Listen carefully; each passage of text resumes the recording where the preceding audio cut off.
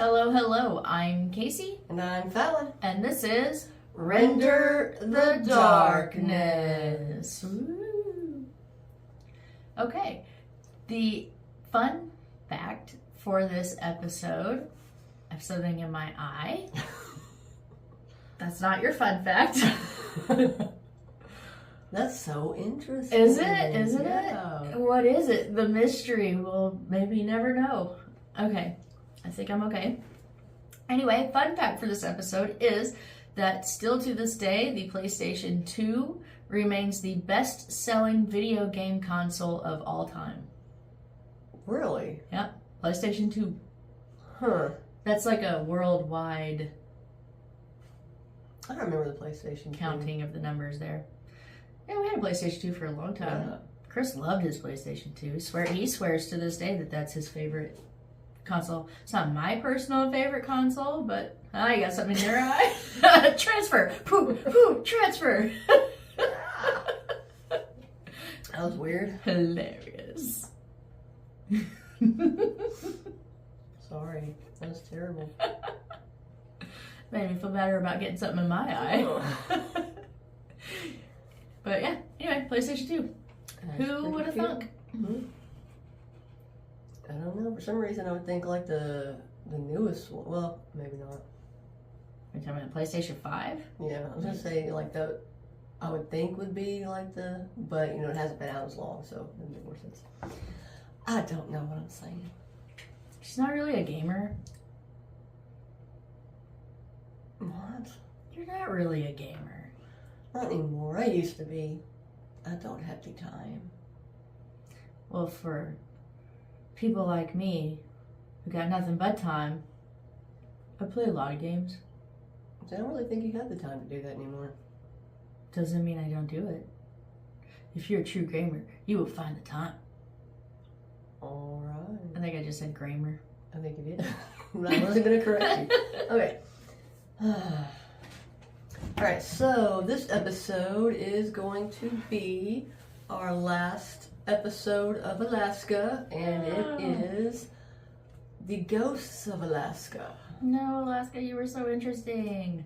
It was. There was a lot of interesting true crime cases and the paranormal cases, stories. There's a lot. And if we have to leave Alaska, and I don't know what your case is because we don't tell each other our cases before we do them, but if we leave Alaska and we don't do some kind of extraterrestrial something, we're going to have to come back to Alaska after the 50 states thing so we can do some kind of alien something. Yeah, I don't really think any of mine have anything to do with UFOs. I almost did one that did, but I didn't, so that was my bad. It's okay. I mean, I could have done something alien too. I could have done my Michael Silka case and then did a follow-up case. But that's okay, because that's not what we're focused on in our 50-state series. But when we're done with our 50-state series, at some point, Alaska, just know that I will do an episode about all the alien activity recorded in your zones. You'll fuss in a day. Yeah. Okay. Carry on. Okay, so the first story that we are going to talk about is the haunting of Princess Sophia. Ooh. Now, the Princess Sophia was a steel-hulled boat that began operation in 1911 by the Canadian Pacific Railway. The boat was one of the 4 ocean liners that could withstand the rough waters compared to other boats in the Princess series. And this boat also offered. This boat also offered a lot of different luxury. I will never ever say it the right way again. I'm like, did you see that offer we got? Sorry, y'all. Let me review that. That this was boat hilarious. also offered a lot of different luxuries compared to the others as well. Now, the people that bought the first class tickets would enjoy fine meals and drinks at the social club portion of the boat. On October 23rd, 1918, Princess Sophia left Skagway and couldn't fit another person on the boat. And there were many different people on board at the time, including soldiers that were leaving for war. It's also said there were at least 353 people on board, including 50 women and children. Mm-hmm. The captain on the boat was Lewis P. Locke, who knew those waters very well and was very respected by many people. Now, because they were 3 hours behind schedule, Captain Locke was in a hurry and thought that making up the time during travel wouldn't be that difficult. Now, the weather, however, was starting to get a little unpredictable, and by the time 10 p.m. rolled around, the winds had picked up speed and the snow was coming down a lot harder. Now, the boat was only 16 miles from Skagway when the winds had reached 50 miles per hour, and the snow almost caused a whiteout. Now, this time of year, that was not unusual, so the captain went on ahead as planned. But then the weather, I don't know what is going on with my the weather. I thought you were trying to say rhythm. I was like, well, that's an odd word for that sentence. No, I don't know what's going on with me today. But then the weather got so bad that they were unable to see anything in front of them. So they had to rely on their compass and navigation charts to try and avoid the reefs. Can't say weather, but you could say reefs. Yeah. This time, now it said, and sorry, wow. I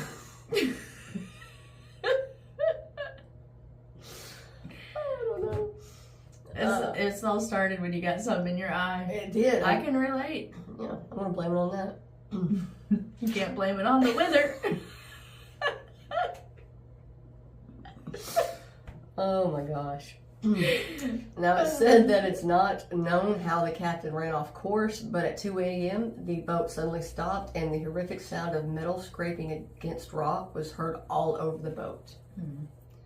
Somehow the boat had hit the Vanderbilt reefs that rise 1,000 feet from the bottom of the water on the Lynn Canal, and these reefs are 1.5 acres in total that lay beneath the water out of sight. So when the boat struck the reef, the people that were sound asleep in their beds were thrown to the floor.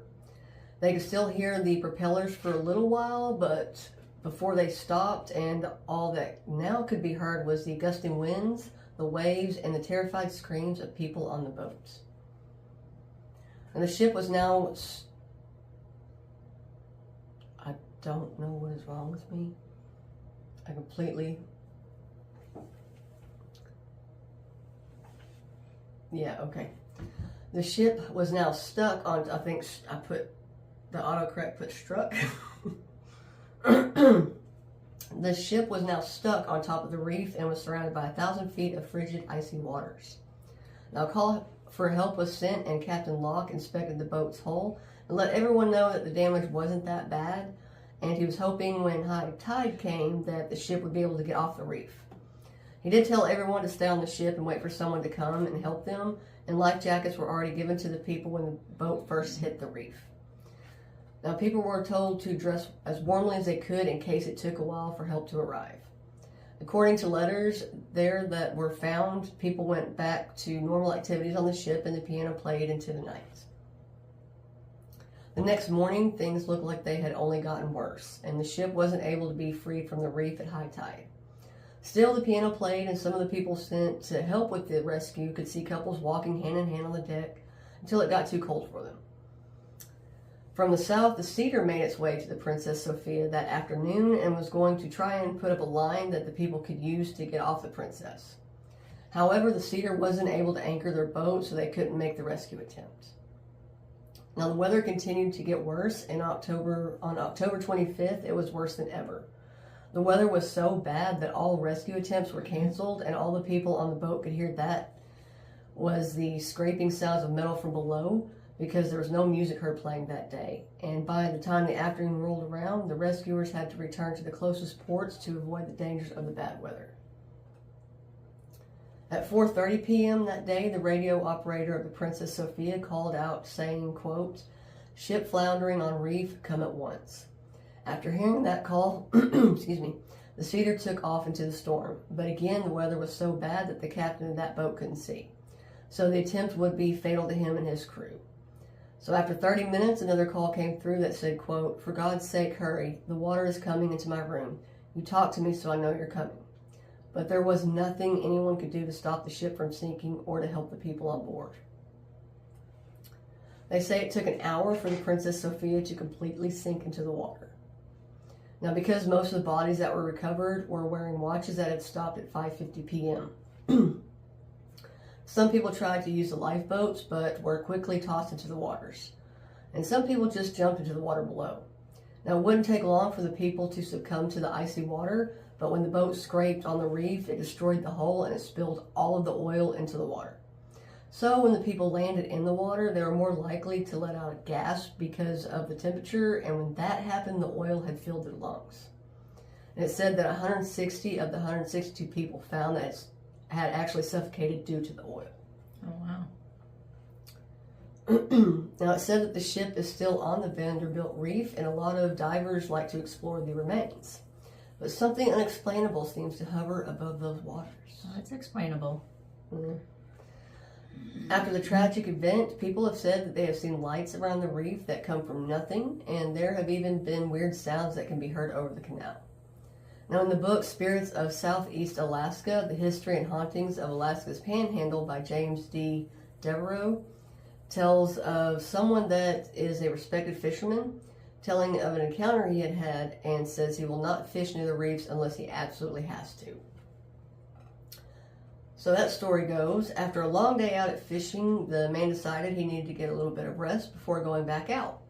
The man noticed something towards the Vanderbilt Reef that he thought looked like a long strand of lights, like from the windows on a ship. Thinking that a ship must have gotten stuck, the man made his way out towards the reef, but as soon as he got closer, the lights disappeared. Now, the man thought that the ship must have sunk, so he called out for help and made his way closer, only to find that there was nothing there. No debris, no wreck, nothing at all. He thought that maybe he was seeing things because of how tired he was, so he went towards his cabin door and stopped in his tracks as he heard the sound of piano music in the air. Now, there is more to that story, but I didn't want to use a lot of that book's information. So was there a pianist on board of the boat? Yeah, I remember in the beginning I was talking about how they were playing the music through the night after it got stuck on the reef. Well, yeah, but that could have been an orchestra. That could have been. Did you specify piano? Yeah, it's a piano. Oh, I didn't hear that part.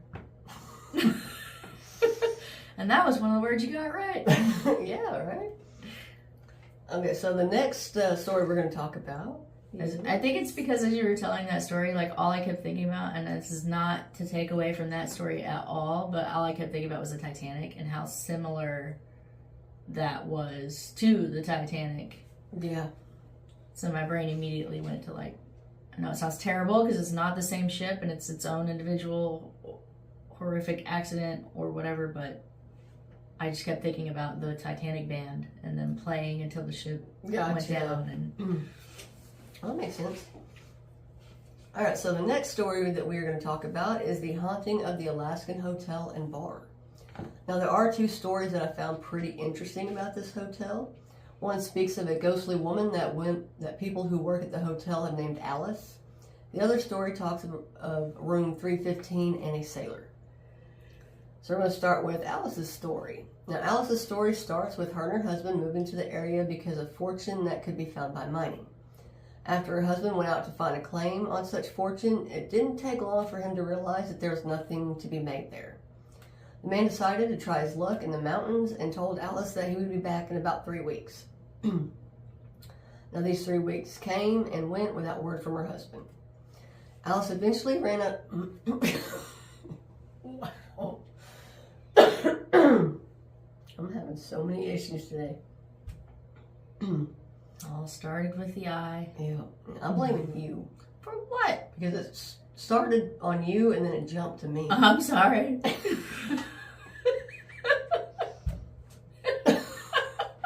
Censored finger right there. Yeah. Oh, you're so funny. Alright, so Alice eventually ran out of money to pay for her room and ended up racking up a pretty substantial bill to the Alaskan Hotel for continuing her stay. So because she thought that her husband might have died in those mountains, she couldn't afford to leave, so she had no choice but to start working for the hotel. Now, at this point in time, the hotel had a reputation for employing ladies of the night. Now, a few weeks after Alice started entertaining men for money, her husband come back and was running up the stairs to greet his wife when someone from the hotel told him what his wife had been doing. Uh-oh. Now, furious, the man went to Alice's room and they got into a huge fight. Alice's husband ran from the room and out of the hotel, leaving Alice's body behind in the room. So where did the husband go? He went to the mountains to go find fortune. Well, I mean, I know that, but like, why was he gone for so long? Like, did they not discuss how long he was going to be gone? Yeah, he said 3 weeks, but he took a lot longer, and she just assumed that he was dead because she didn't hear anything about him or from him, and then he just kind of showed up one day. Could you imagine the times back then? If your husband, let's say your husband's like, I'm going to be gone for 3 weeks, and it's like 3 weeks and 4 days, and you're like, well, it must be dead. Like, you just draw that conclusion for yourself and move on. Yeah. That's horrible. Yeah, I'm not really sure exactly how long it was before she actually had to start working for the hotel. Did she report him missing? Did she go to the police? Like, I need more information in this story than he left for 3 weeks, was gone longer than he said he would, thought he was dead, started working for the hotel. He came back and found out his wife might have been hooking and they got in a big old fight. That's all the information I got. That's terrible. So that probably happened a lot back then. Yeah, I bet it did. I don't know why their first thought would be death. I don't know why, but you know. I'm just saying, like, I maybe it's because I'm in a different time era or whatever, but like, I would at least try to investigate that a little further before I resorted to. Yeah, just be like, oh, he's gone, he died. Better start making my own money now. I know that's terrible, and I know it was a different time, and I'm not making fun of that situation at all. It's just I'm comparing the difference between the thought process back then compared to the thought process now. Like, if you did that now, you would probably be arrested for something. I don't know what, but somehow you would be arrested for something. Probably for hooking. Probably. I don't know why I come out like that, but... Jezebel?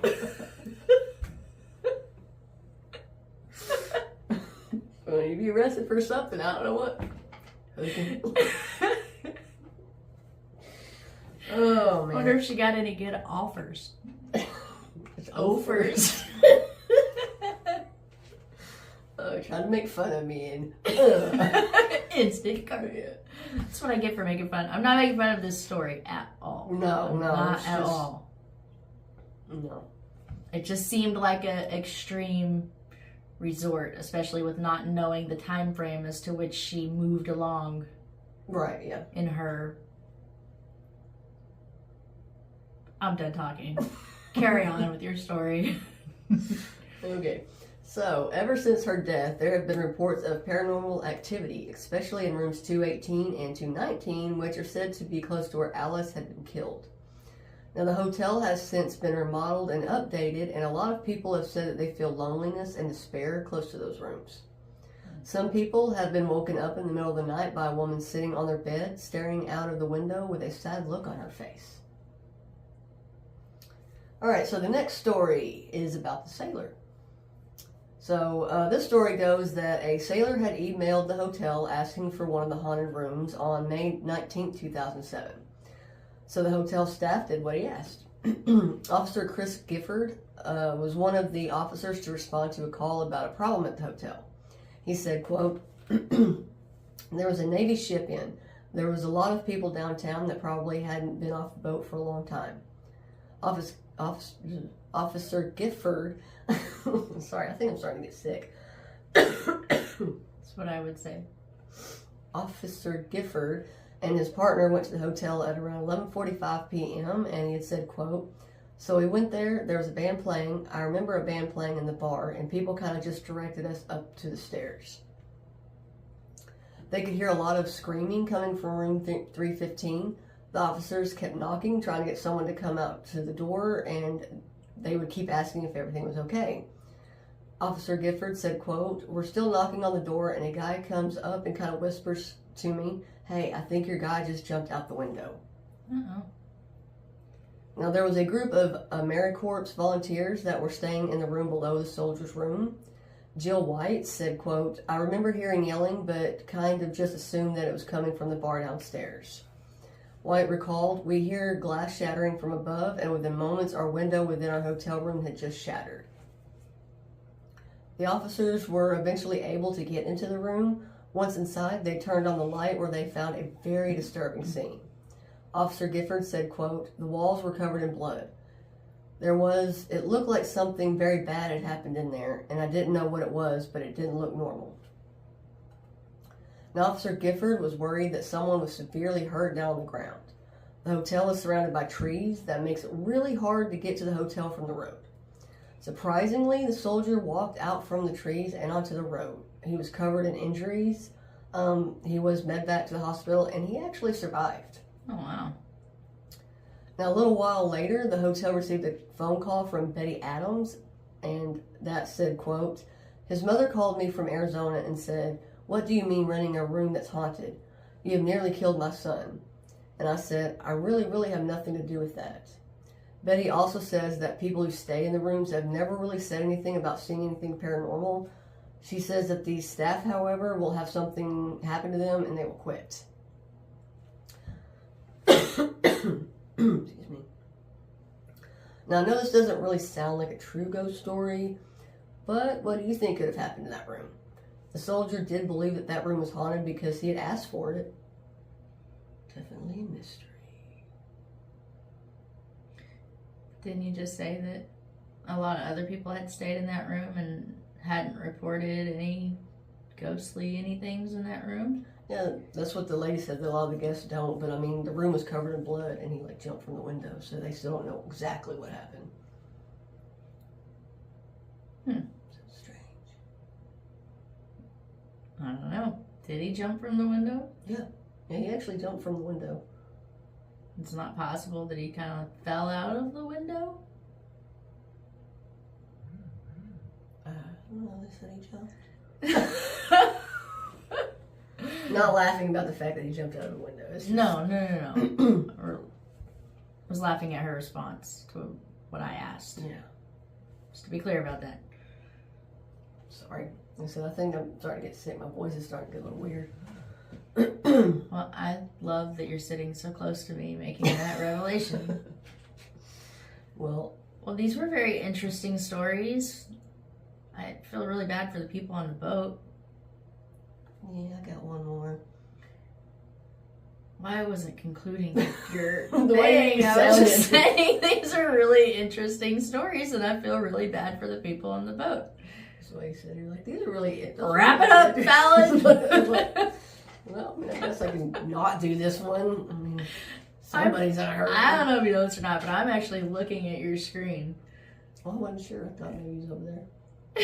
No, I don't know if you know this or not, but I can look at both. I don't think you can. I can. I don't think you can. I can. I can look right here and look at you. Your screen. Not you. I can't do all that. That's... Yeah, I was gonna say that. I don't know. Okay, so the last one we're going to talk about is Thomas Bay. Now, I'm going to try to pronounce everything correctly in this story. Uh-oh. Yes, and as you've previously seen... I'm not doing a very good job today. In case you didn't hear, she may be getting sick. Yeah, so something ain't right. Anywho, alright, so by 1910, Petersburg, which is named after the Norwegian entrepreneur Peter Bushman, had become a community of very successful fishermen. Peter Bushman was the one who built docks, a sawmill, and a cannery on the island. The island started to attract a lot of Scandinavian immigrants, and the town became known as Little Norway. Oh, that's cute. Little Norway. The town now has many canneries and a huge fishing convoy. Now, most of the people that tend to visit are yacht owners and are on cruise ships that will make port during the summer. North of the town, full of life with lots of authentic food, drinks, shopping, is a bay that they say birds will not go. This bay is Thomas Bay, but to the people that live on the island, they call it the Bay of Death. Oh, that's ominous. Yes. Now, there's not a lot known about the tragedy that fell upon the bay in 1750, but what they do know is that because of the wet weather and the steep slopes, a huge landslide covered a whole Planet village. Hopefully I said that correctly. And more than 500 people perished as a result. And the bay is said to now be cursed. People have gone missing around this part of the state, and people claim to see bizarre and unusual creatures lurking around the area as well. There have been creatures talked about for generations from the tribe, and I'm going to try to say this correctly as well. Shimsian people in the southeast Alaska. They call this creature the Kushtaka, or Otterman. I said I'm not very good at this today. Now, the Ottermen are described as supernatural spirits that are able to shapeshift and can lure villagers away from their homes. It's said that once you're in the woods or are out on the ocean, they will either tear you to pieces or they will turn you into one of them. The Otterman is described as being shorter than a man. They walk on 2 legs, and they have really long and sharp claws, and they have sores covering their whole body that secrete a very foul odor. That sounds very gnarly. Yes. They are said to travel together, and some say that they are like humans with villages and boats. Now, the way they are said to be able to get people to come to them is by either mimicking a crying baby or a loved one. Now, even though they are said to be supernatural, there are ways to hurt them if need be. Dogs tend to scare them off pretty easily, and if you need to, you can use fire, copper, or even urine to injure them. Now, even though there are terrifying tales, that there are some that tell stories of these creatures that will help people who are either stranded at sea or who are on the verge of death. This, however, doesn't come free. When you are rescued by one of these creatures, you will be transformed into an Otterman yourself. Oh. Yeah. Do you have a choice in this situation? I don't know. I guess if you want to live, you have to be an Otterman. But do they ask? Are they like, they give you all the information? And if they're like, I can save you, but if I do, this is your future. I don't know. I was not given that information. Now, there was a story written by Harry D. Colt called The Strangest Story Ever Told that talked about the people of the buried tribe protecting their inherited lands. And I will talk a little bit more about the story, but again, I don't want to use all the information in the book. I will link it in the notes if you'd like to read the whole story. Now, Harry groups up with 3 other men, and one of the men was named Charlie. He was said to have known someone from the area who had a piece of gold-infused quartz from somewhere that only he knew about. He said that he found it in a rock slide in the mountains that were above the bay. The men were really excited, so 3 of them started to raise money for all the materials needed for the expedition. Charlie decided to go out on his own to see if the story was true about the place that the quartz had been found. Now, Charlie was gone for a month, and one day he came back with his clothes and hair in a mess and seemed to be starving. He asked for something to eat, and as he did, he threw one of the quartzes that had the gold infusion in it on the table. Charlie left again the next morning without saying a word about where he had found the quartz. Now, when he came back, he told the others that he planned to leave, and if they would pay for his fare out, he would tell them where he got it, and of course the men agreed. When Charlie got to the bay, he noticed that there wasn't any kind of game in the area, and there weren't any sounds from any of the birds either. After a time of panning and continuously moving from area to area, he became hungry and needed to find something to eat. So Charlie was able to find a ridge that looked like it may be a good spot for grouse, and come to find out he was correct. He shot 3 of the birds, and as he went to collect them, that is when he seen a very large chunk of quartz that had gold all through it. Oh, wow. Yeah. Now, because it was too big to get the whole thing out, he used his gun to break off a piece, but he broke his gun in the process.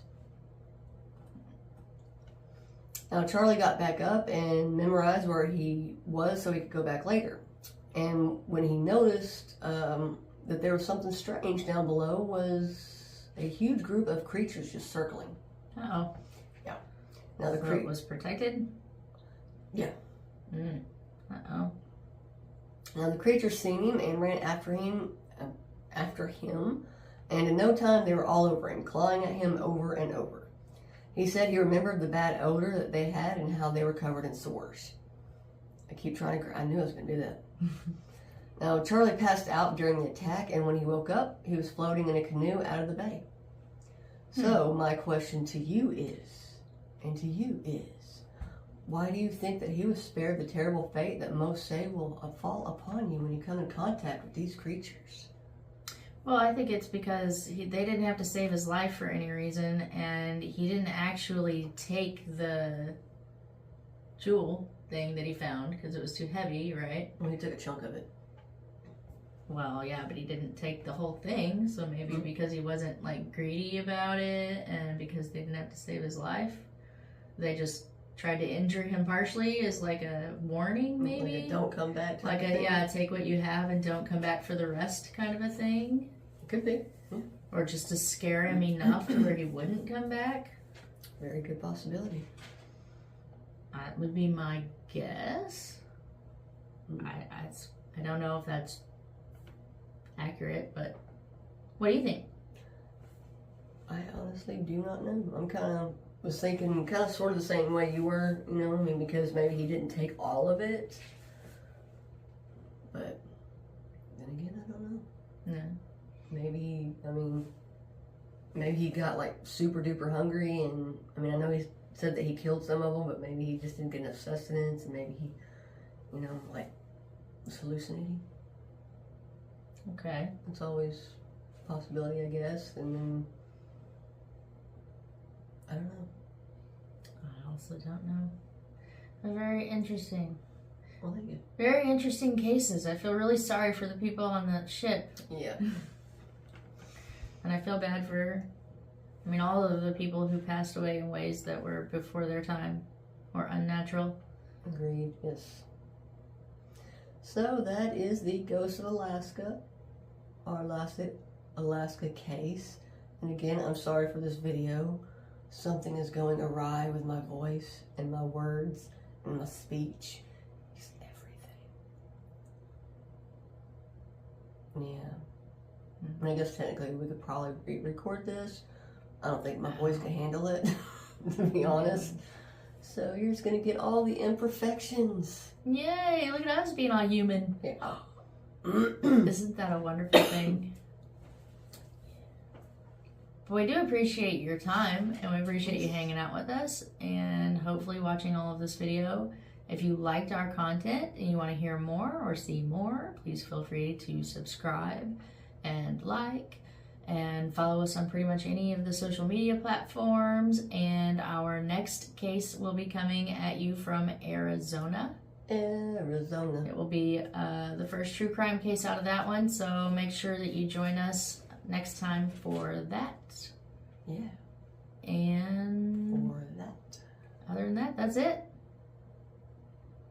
I just said that like 50 times in less than 2 minutes. It's got to be a world record. Yeah. Look it up. Google it.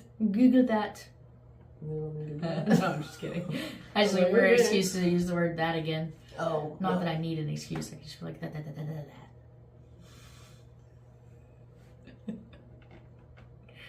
Sorry. Thank you guys. Bye. Oh wait, we are. Welcome back. We are. We are.